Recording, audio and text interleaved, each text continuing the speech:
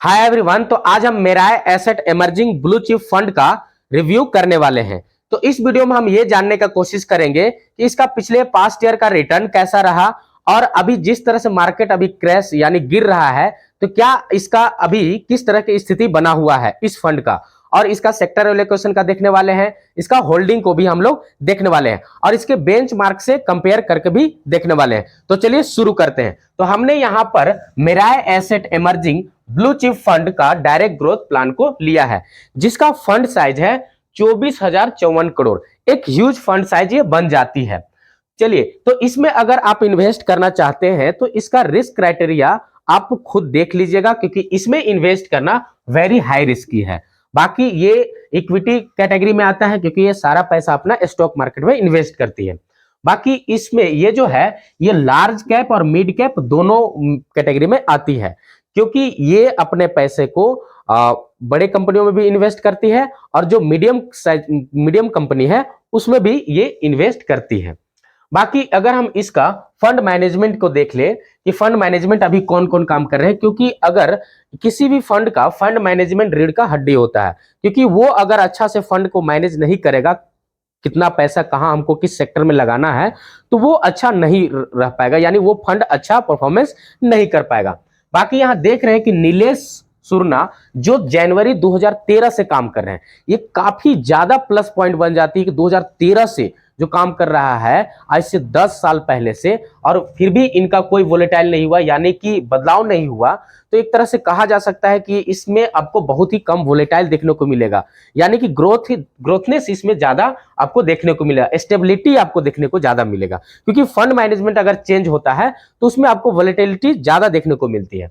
बाकी यहां पर दूसरा फंड मैनेजमेंट के देखें तो अंकित जैन है, जो 2019 में इनका अपॉइंटमेंट मतलब यहां पर हुआ था, ये बहाल हुए थे।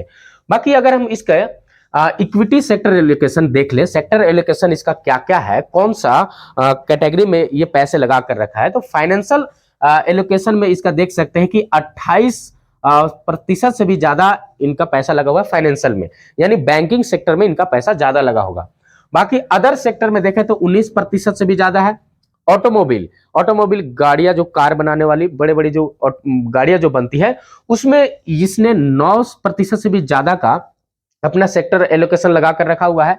एनर्जी कैटेगरी, अभी एनर्जी को लेकर के बहुत ही हलचल मचा हुआ है कि आप देख रहे हैं कि अभी जो जिस प्रकार से ईवी मोटर आ रही है, यानी कि इलेक्ट्रिक व्हीकल, उसको लेकर के बहुत ही ज्यादा चर्चा में है। तो एनर्जी में भी इसने 9% का इन्वेस्टमेंट करके रखा हुआ है। टेक्नोलॉजी का आप देख सकते हैं, टेक्नोलॉजी कैटेगरी में टेक्नोलॉजी का तो अभी देख रहे हैं कि टेक्नोलॉजी वाला कैटेगरी में थोड़ा सा उसका जो शेयर है नीचे गया है, लेकिन फिर भी 8% का उन्होंने इन्वेस्ट करके रखा हुआ है। हेल्थ केयर में भी देख सकते हैं 7% से भी ज्यादा का सेक्टर एलोकेशन इनका बना हुआ है। अगर होल्डिंग का बात किया जाए तो कितने कंपनियों के पास इन्होंने अपना पैसा होल्ड करके रखा हुआ है, इन्वेस्ट करके रखा हुआ है, तो वो है 74 कंपनी, यानी कि 74 कंपनी के पास ये पैसा अपना इन्वेस्ट करके रखा हुआ है। अब देख सकते हैं कि क्योंकि फाइनेंशियल सेक्टर में इनका ज्यादा पैसा लगा हुआ है, तो जाहिर सी बात है कि बैंकिंग सेक्टर में इनका पैसा ज्यादा होगा। एचडीएफसी बैंक, जो कि एक अच्छा खासा प्राइवेट बैंक यानी बड़ा बैंक आता है, उन्होंने इस बैंक में 5% से भी ज्यादा का होल्डिंग अपना बनाकर रखा हुआ। आईसीआईसी बैंक में 4% से भी ज्यादा का होल्डिंग है। एक्सिस बैंक में भी आप देख सकते हैं कि 4% से भी ज्यादा होल्डिंग है। इन्फोसिस जो टेक कंपनी है, टेक्नोलॉजी वाला, वो 3% से भी ज्यादा का होल्डिंग है। आप रिलायंस इंडस्ट्रियल देख सकते हैं, 3% से भी ज्यादा इसमें होल्डिंग बनाकर रखा हुआ है। स्टेट बैंक ऑफ इंडिया 3% से भी, एसकेएफ इंडिया लिमिटेड, ऐसे ऐसे 74 कंपनियों के पास इनका होल्डिंग अभी बना हुआ है। एक 74 कंपनी काफी ज्यादा कंपनी होता है, तो इस मैनेज करने में भी थोड़ी सी दिक्कत आ सकती है। अगर ये कहा जाए तो ये सब फंड मैनेजमेंट के ऊपर रहता है कि किस तरह वो कंपनी को मैनेज करें और कितना कंपनी के पास हमें पैसा लगाना चाहिए और कौन सा सेक्टर में पैसे को लगाना चाहिए। ये सभी चीजें किस पर डिपेंड करती है, तो फंड मैनेजमेंट के ऊपर डिपेंड करती है। बाकी अगर हम इसका देखें तो एक्सपेंस रेशियो, अभी इसका एक्सपेंस रेशियो जो है चल रहा है वो है 0.69% का, यानी कि आप अगर इसमें 1000 का निवेश करते हैं तो आपको इसमें 6 रुपया, यानी कि 69 अगर हम करें तो 6 रुपया आपको 90 पैसा आपको देना पड़ेगा। 1000 इन्वेस्टमेंट में ₹6.90, लगभग में ₹7 इस कंपनी अपना खर्च ले लेती है अगर कोई भी इसमें इन्वेस्ट करता है ₹1000 तब। तो बाकी आप यहाँ देख सकते हैं कि इसका एग्जिट लोड, अगर आप पैसे को लगा करके इसमें इन्वेस्ट करके 1 साल से पहले पैसा को रिडीम करना चाहते हैं तो आपको 1% का एग्जिट लोड लगेगा। बाकी आप 1 लाख से प्लस अपना रिटर्न बन जाता है तो वो अलग तरह से वो मतलब कि टैक्सेस जुड़ता है 10% का, वो अलग बातें हैं। बाकी हायर अल्फा, अभी देखिए हम ने बोला था आपको कि आपको यहां पर कंपेयर करके भी बताया जाएगा कि बेंचमार्क से इसका कितना अच्छा रिटर्न रहा है। तो देख सकते हैं कि इसका हायर अल्फा रिटर्न जो है वो 2.62 का है। तो समझ सकते हैं कि इसने अपने बेंचमार्क से, अपने इंडेक्स फंड से 2.62% यानी कि 2.62 का अच्छा रिटर्न दिया है इसने अपने बेंचमार्क से। तो समझ सकते हैं कि एक अच्छा फंड बन जाती है बेंचमार्क के तुलना में। बाकी इसका current NAV net asset value को देखा जाए तो ₹104.96, लगभग में ये ₹105 के कैटेगरी में चल रहा है इसका एनएवी। एनएवी क्या होता है? तो नेट एसेट वैल्यू। अभी अगर आप इसमें इन्वेस्ट करते तो आपको कितना यूनिट दिया जाएगा इस फंड का, तो अगर आप मान के चले कि अब इसका 1 यूनिट आप लेना चाहते हैं तो आपको ₹104 यानी ₹105 के लगभग में आपको देना पड़ेगा, पे करना पड़ेगा 1 यूनिट का। मिनिमम एसआईपी बात किया जाए तो ₹1000 से इसमें मिनिमम एसआईपी, मंथली एसआईपी आप कर सकते हो। तो आप इतना सारा समझ पा रहे होंगे जो हम यहाँ पर बता रहे हैं। रेटिंग इसका देखा जाए तो 5 स्टार का रेटिंग मिला हुआ है, क्योंकि इसका परफॉर्मेंस थोड़ा सा अच्छा खासा देखा तो क्रिटिक्स ने इसको अच्छा रेटिंग दिया है। 5% यानी कि 5 स्टार का रेटिंग इसको मिला हुआ है। अगर एनुअल रिटर्न का बात किया जाए तो 1 साल में इसने माइनस यानी नेगेटिव 1.37% का इसने नेगेटिव रिटर्न दिया है, यानी कि 1% का इसने नेगेटिव रिटर्न में गया है, क्योंकि अभी मार्केट देख रहे हैं कि अभी बहुत ज्यादा वोलेटाइल चल रहा है, यानी कि नीचे जा रहा है।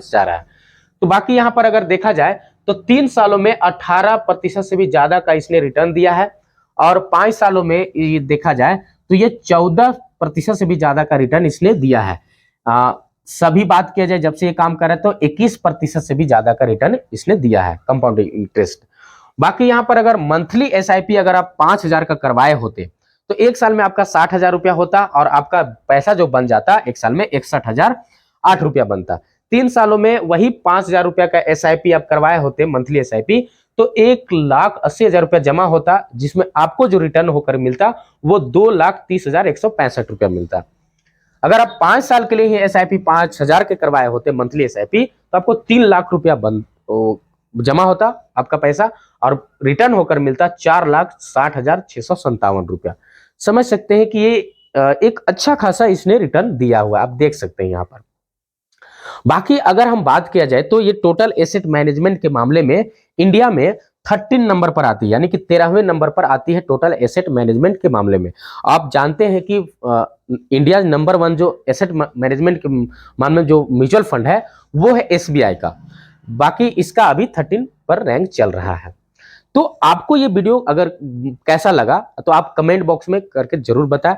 बाकी अगर आपके पास कोई डीमेट अकाउंट नहीं है तो आप अगर कोई डीमेट अकाउंट खुलवाना चाहते हैं जिसके थ्रू एक ही जगह पर आप म्यूचुअल फंड में भी इन्वेस्ट कर सकते हैं। म्यूचुअल फंड के लिए डीमेट अकाउंट का जरूरत नहीं होता, लेकिन फिर भी आप चाहते हैं म्यूचुअल फंड और स्टॉक मार्केट ये सब सारी चीजें हम एक साथ करें तो आप एक पर्सनल अपना डीमेट अकाउंट खुलवा लें।